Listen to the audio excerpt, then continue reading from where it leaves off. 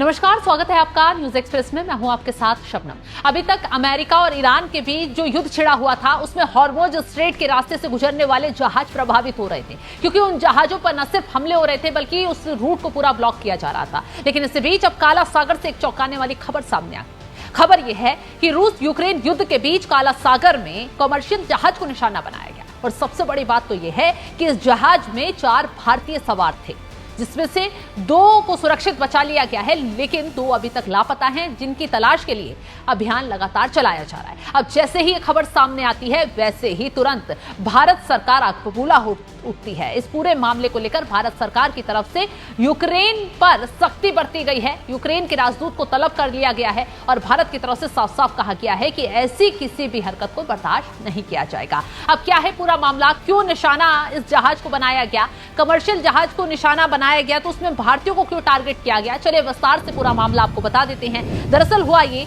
कि काले सागर में व्यापारिक जहाज को लेकर जा रहे 4 भारतीयों पर हुए बड़े हमले के चलते नाविकों की सुरक्षा पर लगातार सवाल खड़े हो रहे हैं, जिसके चलते भारतीय विदेश मंत्रालय ने सख्त रुख अपनाते हुए यूक्रेनी राजदूत को तलब किया। और ऐसे में भारतीय नाविकों वाले जहाज पर हुए हमले की बात करें तो यूक्रेन के ओडेसा बंदरगाह के पास ये हमला हुआ, जिसके बाद भारतीय दूतावास ने यूक्रेनी राजदूत को तलब किया। इस हमले के बाद से 2 भारतीय नाविकों का पता लगाया जा चुका है, वो सुरक्षित हैं, बाकी अन्य 2 लापता हैं, जिनको लेकर सर्च अभियान अभी तक जारी है। तो राजदूत को भारतीय विदेश मंत्रालय द्वारा तलब करने को लेकर मंत्रालय की तरफ से कहा गया है कि वाणिज्यिक पोत एमवी ओमोर्फी पर हुए हमले के संबंध में यूक्रेन ने भारत में राजदूत को विदेश मंत्रालय में तलब किया है। मंत्रालय ने कहा कि मंत्रालय ने इस घटना पर अपनी गहरी चिंता व्यक्त की है और वाणिज्यिक जहाजों पर ऐसी हमलों की कड़ी निंदा करते हुए समुद्री नौवहन की सुरक्षा, नौवहन की स्वतंत्रता और अंतर्राष्ट्रीय व्यापार पर उनके प्रतिकूल प्रभाव को रेखांकित किया है।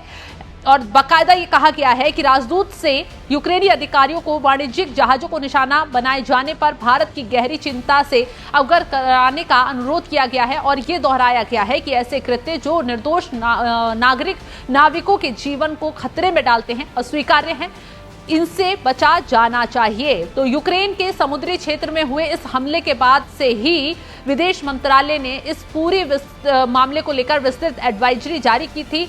विदेश मंत्रालय की तरफ से नाविकों को सलाह दी गई थी कि समुद्री क्षेत्रों में जारी संघर्ष और जोखिमों का आकलन करने के बाद ही कर्मचारी नौकरी या कोई करार करें। बता दें कि ये पहला पिछले 1 हफ्ते में भारतीय क्रू मेंबर पर हुआ तीसरा हमला है, तीसरी घटना है। बता दें कि 18 जुलाई से लेकर अब तक काला सागर में संबंधित समुद्री क्षेत्र में हुए हमलों में 5 भारतीय नाविकों की मौत हो चुकी है, जिसके चलते नई दिल्ली से अपने नागरिकों की सुरक्षा को लेकर राजनयिक प्रयास तेजी से किए जा रहे हैं। तो देखा आपने, पहला हमला नहीं है, इससे पहले भी कमर्शियल जहाज को निशाना बनाया गया, भारतीय नाविकों को निशाना बनाया गया और जिस तरीके से भारतीय नाविकों की मौत हुई इस हमले में, उसको लेकर अब भारत सरकार एक्शन मोड में आ गई है। सरकार ने राजदूत को तलब कर यूक्रेन के साफ साफ कह दिया है कि इस तरीके की जो हरकतें हैं वो बर्दाश्त नहीं की जाएंगी। जब कमर्शियल जहाज है, बाकायदा परमिशन लेकर काला सागर में आगे बढ़ रहा है, तो उसे निशाना क्यों बनाया गया। तो इस मामले को लेकर न सिर्फ निंदा जाहिर की गई है बल्कि